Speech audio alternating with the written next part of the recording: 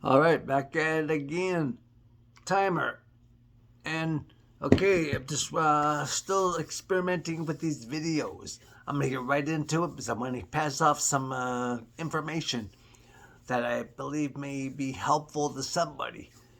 This morning and all day, I've been thinking about two perceptions that when you're dealing with a new believer, when you're training a new believer, you deal with this aspect because you're introducing a new believer to a whole new way of living, a whole new way of thinking, doing. Everything's new, even though they may not understand it. But us as followers of Jesus, we can know that what what the Spirit of God is doing in their life, it's a whole new way of thinking and reasoning and doing and responding. Everything's all new. There's where when I got the other day when I got into about the whys.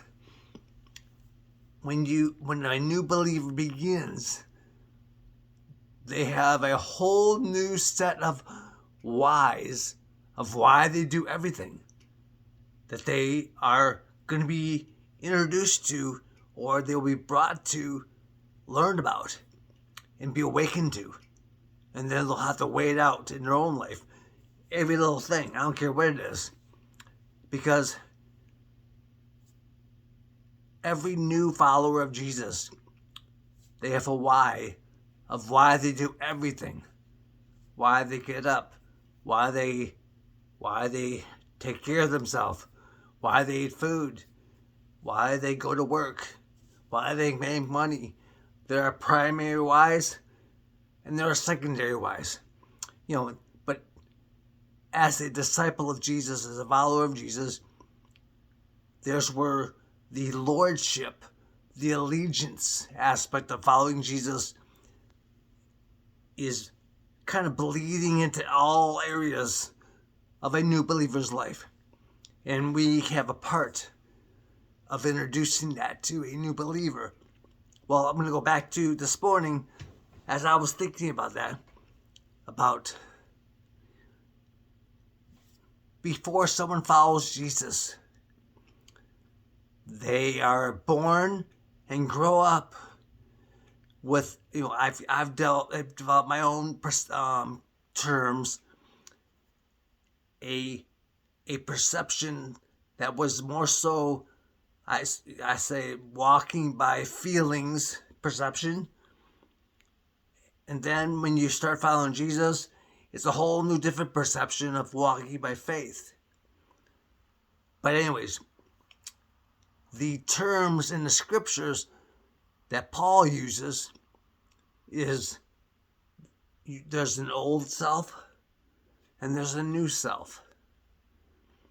There's where us, when we're helping a new believer, we can introduce them to the understanding of that now they're going to be learning about practicing, doing a whole new element of where in Ephesians 4, verse 17 through 24, Paul uses the terms the old self and the new self. And there's where we can introduce that to a new believer. There's the timer. Put it on for 1 minute, and there we go. But there it is, the two terms. I wrote it down here.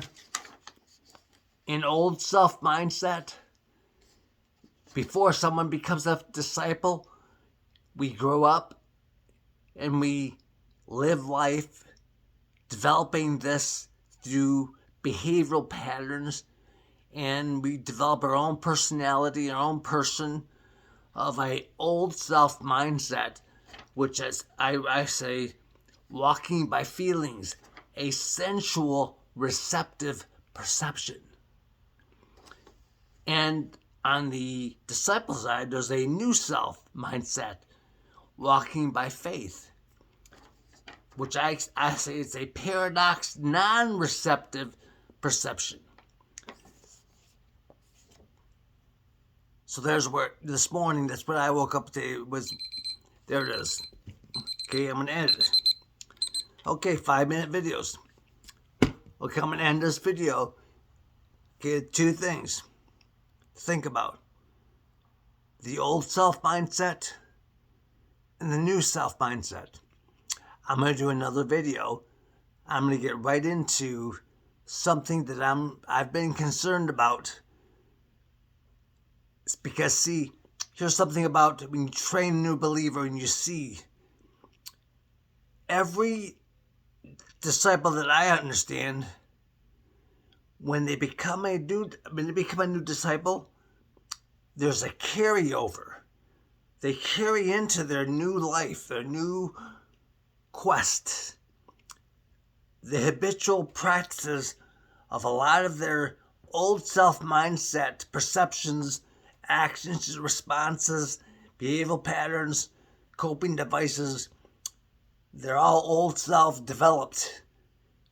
Well, when someone starts following Jesus, there's a carryover.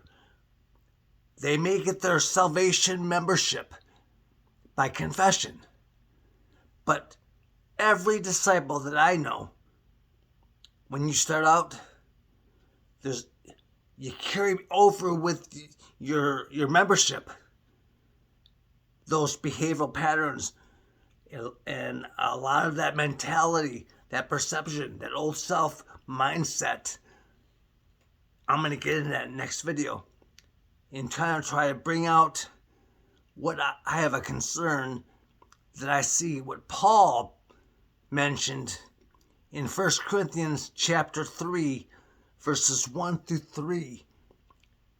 He mentioned what he was dealing with, which, as he was training the people at Corinth, he realized that a lot of them were just thinking in their old self-mind, earthly. And he mentions that. That's right, 1 Corinthians 3, verses 1 through 3.